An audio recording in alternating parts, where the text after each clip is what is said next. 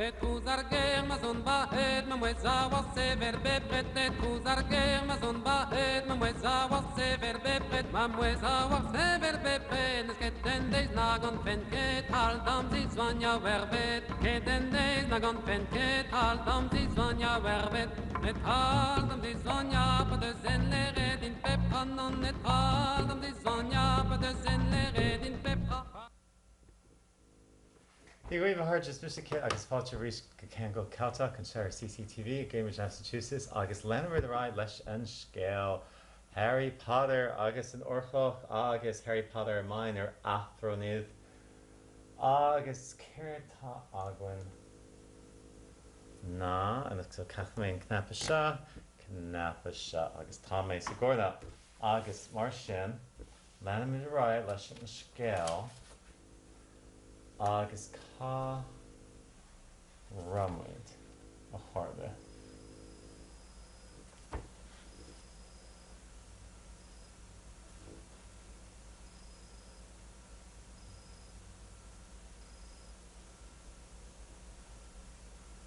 Okay, bhí spracha dearga an a Hagrid féach sprécha dearga tá dramela I dribloid. Fánaigh sibse an seo a sceirt Hagrid agus cuinnigh an gusán. Bé mé arás faoi bhuir gcuine. Chuaigh siad ag réabach ribhe tríd an scróbranach agus fágu iad ag féchant chéile go scafar go dtí nach rath le custain ach seordán an dúlar ina dtimpeall. Tá sógam nár gortaíomh iad nó dada sa Hermione I gcagair.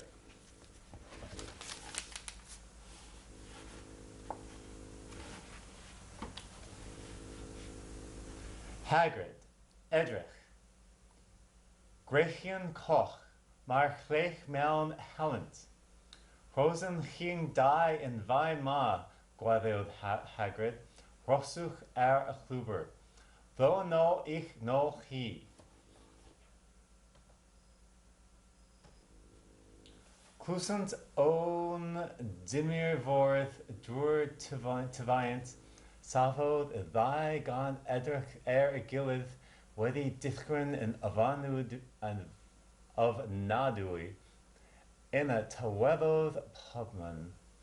Dói ddim il glúid ón sifrúd I dail ina coed o'i cwmpas. Wyt ti ddim yn meddwl I bod yn nhw wedi brifio wyt ti sibriliodd Hermione?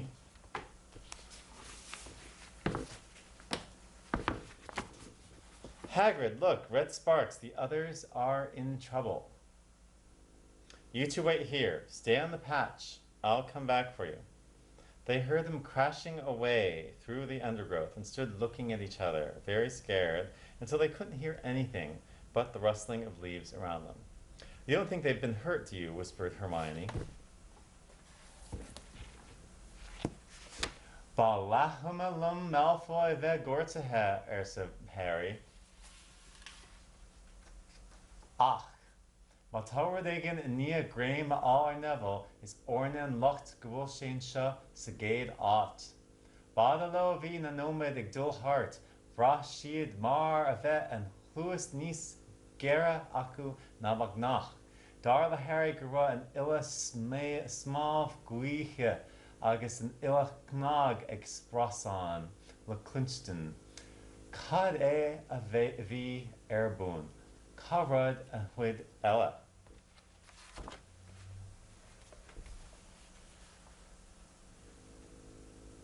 Dim oes gen I amachwyd on oes rhywbeth wedi cael gyfael ar newydd. Ein ba ni iddi o'i fod yn yma yn y lle cyntaf. Lysgodd I munudau hebio. Roedd I clustiau fel pataiant in feniach nag arfer. A had ei chraif Harry Bob ochanaid gan y gwynt. Pob crach gan friggin. Beth oedd yn digwydd? Ble roedd y chleich? I don't care if Malfoy has been injured, but if something's got Neville, it's our fault that he's here in the first place. The minutes dragged by. Their ears seemed sharper than usual. Harry seemed to be picking up every sigh of the wind, every cracking twig. What was going on? And where were the others?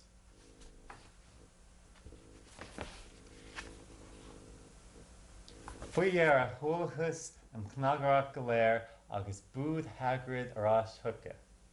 Bhí Malfoy má bír. Oh, go máis go. Bhí Malfoy agus Neville agus Fang leis, bhí Hagrid le Kangol. Bhí Malfoy má bír. I nia éilú aníos Neville ón gúil agus Graham a bhreith mar wagu. Ghlach Neville squeal agus chuir sé suas na sprécha. Bíonn tá oran má bhéramid a rudabeh níos leis an rach fad a thóg an bhéirt agamsa. Táimid hún athrú grúpaí a dhéanamh. A Neville fan thusa lumsa agus le Hermione agus a Harry tóg thusa Fang agus an phleice seo. Máthum sesin le Harry ón ísio ach ní bheidh sé chomh fórsta aige tusa a scanrú agus tá an jab seo le cur an gcrích agan.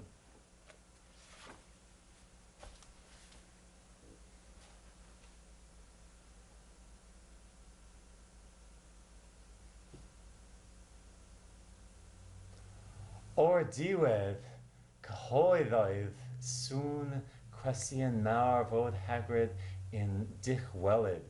Roedd Machwyd Nefyd a Fang gydag o acroedd Hagrid o'n goen las. In ôl pob tebyg, roedd Machwyd wedi slefio tí Kevin yn Nefyd ac wedi cydio inddo fel joc. Roedd Nefyd wedi dychryn am I fwyd ac wedi anfon grechion I fyny.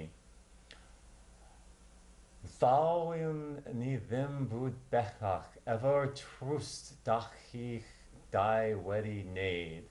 Iawn, wech I ni gyfenwyd grwpi.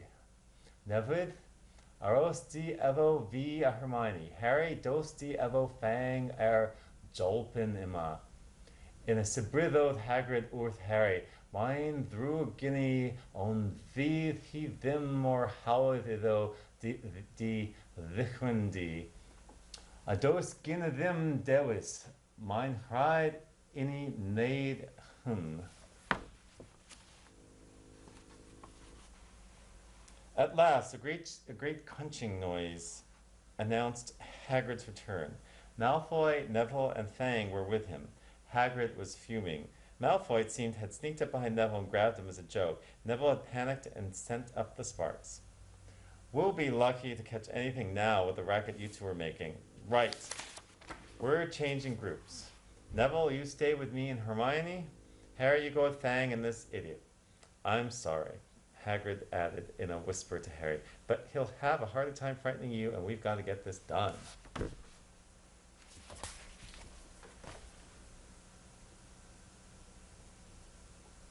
Agus mar sin de bhfuil Harry rivisteach in náin na fórise in éanacht le Malfoy agus Fang. Shiúil siad lo ar feadh leathmhar chloig nach mór níos fuide agus níos fuide isteach go dtí go raibh an cosán beagnach dólanta. Bhí na crainn thótúh sin le chéile. Dar le Harry go raibh an uil níos fairsinge anois. Bhí staltaí de réimeacha crainn mar a bheith an crater boc at strampel hart I bíon at éigean náir na galbhar. Trí ran si achranatha scandarach bra Harry plasóg féarmach rumpa.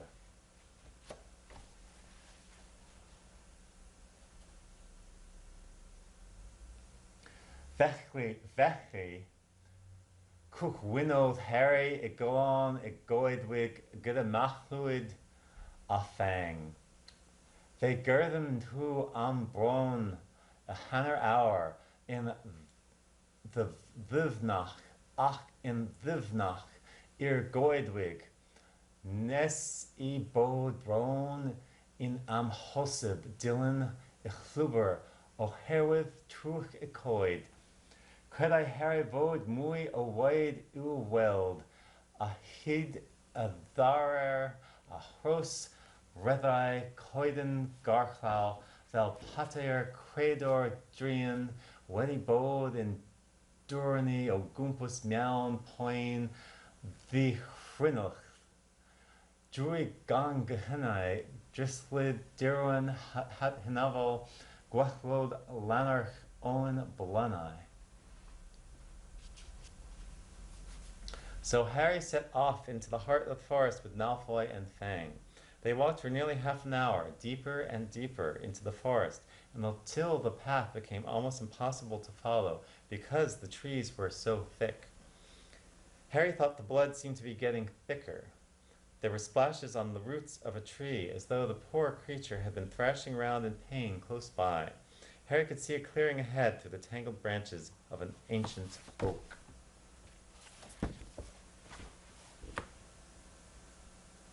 Féichir sesin gohísio agus hín sé a lámh amach roimh Malfoy. Bhí rud éigin galháin ag gluscannach ar talamh, rid siad leis orlach ar orlach. An tain bheanach a bhí an go dibhin agus é marabh. Ní ach a Harry ar bhulla a rá chúl riamh é ní a bhí cho hálan agus cho trua bhéalach. Bhí na cosa fada cuiile aige ag sinú amach in nachtro sinát ar hit sé agus wangáil féarlach leata ar na dióga fiota.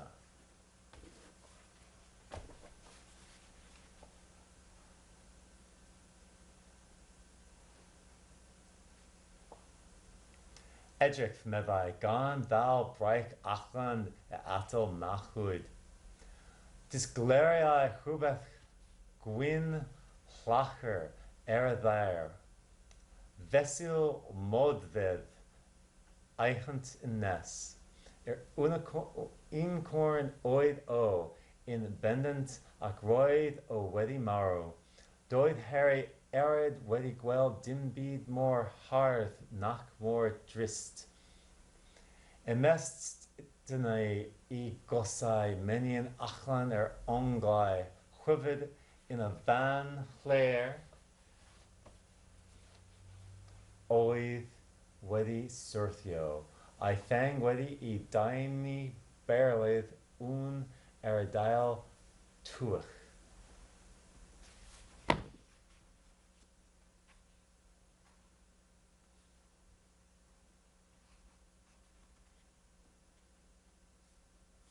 Look, he murmured, holding out his arm to stop Malfoy.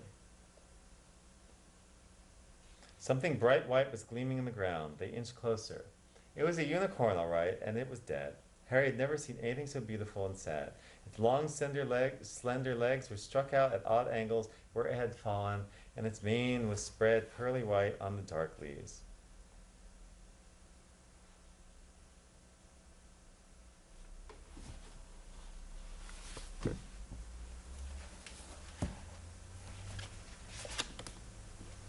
Bhí coscam tuci ag Harry ina chró nuair thula sé an tlúdarnach a bhain stad as in at na mán.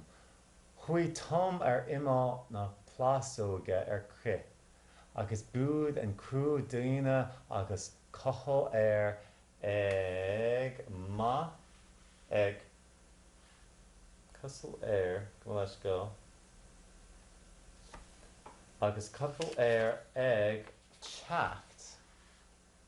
Chacht as an scáil agus ag sláánú thar an talamh mar bheith anmhí alta ag éilú a níos ar a chraach. Has Harry agus Malfoy agus Fang iad siúcha leis an agla. Nuair a bhain an cruch go tain bheanach amach chrom sé nuas ar creacht a bhí a díobh an anmhí agus thosaigh dul a chuid fóla. Ah!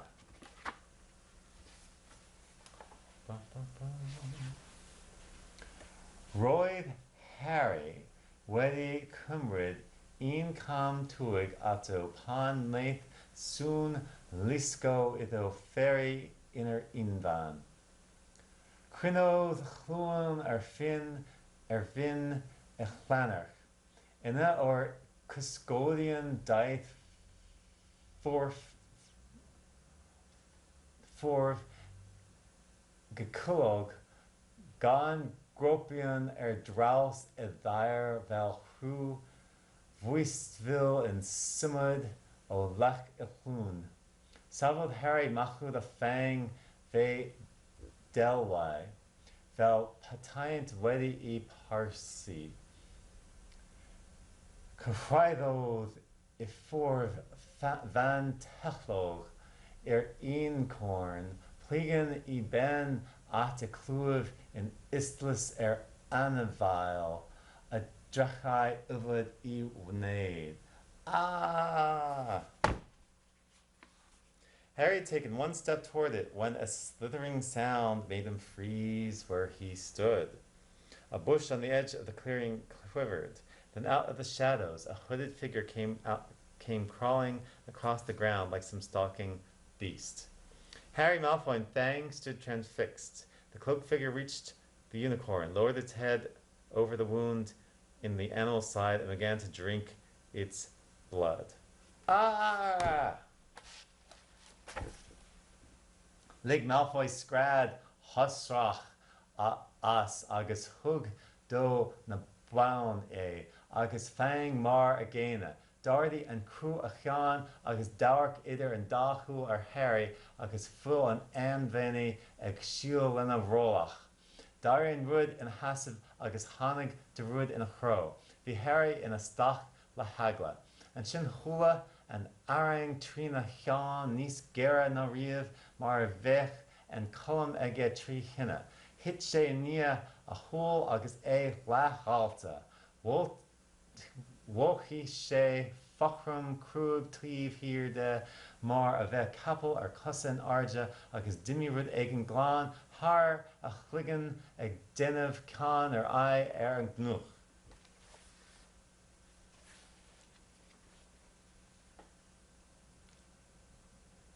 Scrachid nachhuid scrach here avlavar this chrinnach I hegle he oddi in o nerth dried. Devlano thang havid, cuddled a figure caculachog I ben ac edrych in sich Harry. De verai gwade inicorn, a lower funus, savod a dried a dode in guvlum tiag atto, ni achli Harry simwyd gan oven. In a Trwanod poin druid ben, doi the arid in a vuid wedi timlo vath boin, poin vel pati I graith dan, ac in hanner dach bagloid usgegeven, kuod gamair and carlamai, ti Kevin iddo, and nediold hubeth in glir drosi ben, gan ruthro imosod a fourth kukumok. Malfoy let out a terrible scream and bolted. So did Fang. The hooded figure raised its head and looked right at Harry. Unicorn blood was dripping down its front. It got to its feet and came swiftly towards Harry. He couldn't move for fear. Then a pain like he'd never felt before pierced his head.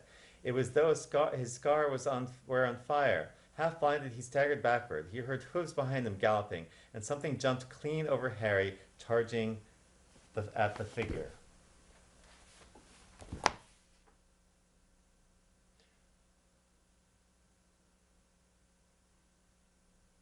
Fian in a chan ho dana sin gur hit sé a luna, vi nomad no ro an sular wochishi, nuair dark sé suas vi an cruch hiul, vi kentar in hasib os a hyun, vi ronan na banya, dek in kan shanis oga, vi gruig in wan agus colin wan we.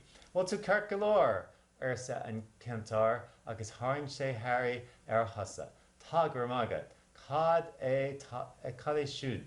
Ní ragar an Kentar, hí súla inta góm ina cheán, mar bheith gá haifar éidirme an.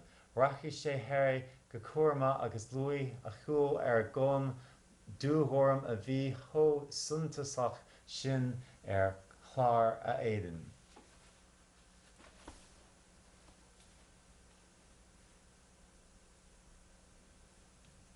Roy the boin mór the bhribhil nes I Harry suirthio ar lineai. Cymryd funud neu ddau boin lasio, pan gododd I ben, roedd y ffordd wedi mynd, safai dinfarc uwch I ben, ond nid cachwn nac islwyn oddi o, edrychai hwn in unigach, a hando wacht gole a horf palomino. Wyt ti'n iawn gyfunodd y dinfarch, gan godi Harry ar y droed, idw diolch. Beth oedd hwnna? A tybodd y dinfarch ddim, roedd gan ddo ligaidd glesion sifryddannol fel safr gwelw a chrathfodd ar Harry, gen oeddi ar y graith ddilas, glesog ar I dalcyn.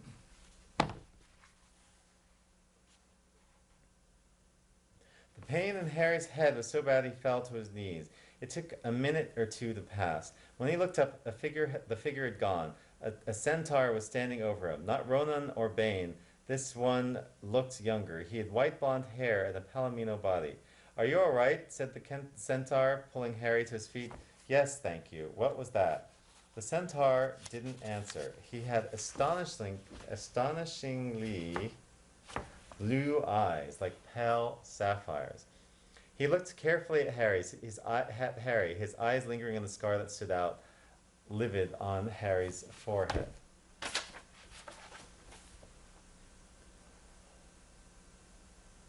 Tusa mac winter potter session. Bar wit a vet ag gwint haggard amach.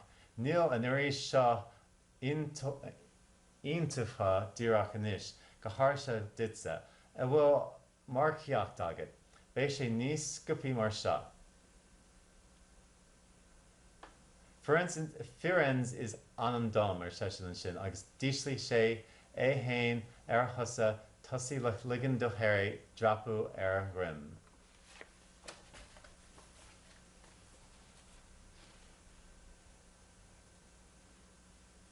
Harry Potter the he mebai. Well, he vindano at Hagrid. Did your goidwig them in the Theogol adagama in Abaneg he. Vedruk he varcho gaith bid in givlimach vel hin. Famluan idi veno I chwangoth gan blugi gosai blind meln Harry Gael Dringo I Gavin.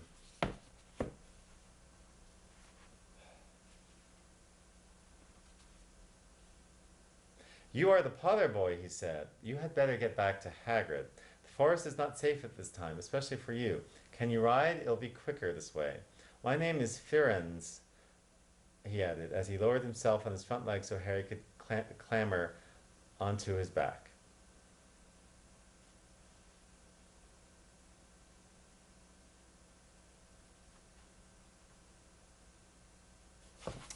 Agus mar sin a chuirde níl aon faki agan. Bé mu ag leanúint leis an scéal Harry Potter a main ar athrónid agus Harry Potter agus an orchloch I gán seachtainna le cúna dé. Tá sógam go ra ícha chalna wa agi an teachtain se caite agus céird eile.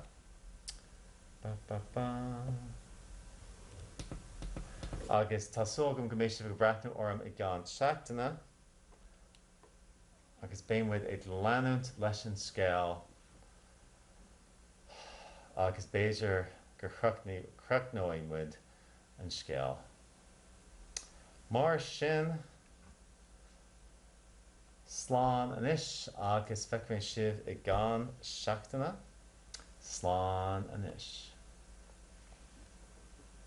Et kuzarger mazon bahet mamweza wase verbepret et kuzarger mazon bahet mamweza wase verbepret mamweza wase verbepret keten des nagon penket al dam dis vanya verbet keten des nagon penket al dam dis vanya verbet et al dam dis vanya pas de zen le red in pep kanon et al dam dis vanya pas de zen le red in pep pas de zen le red in pep red in onon naver kana kumultan an remwel kai redin onon naver kana kumultan an remwel kai redin ar gulute barak leju kovolar we kai redin ar gulute barak leju kovolar we barak leju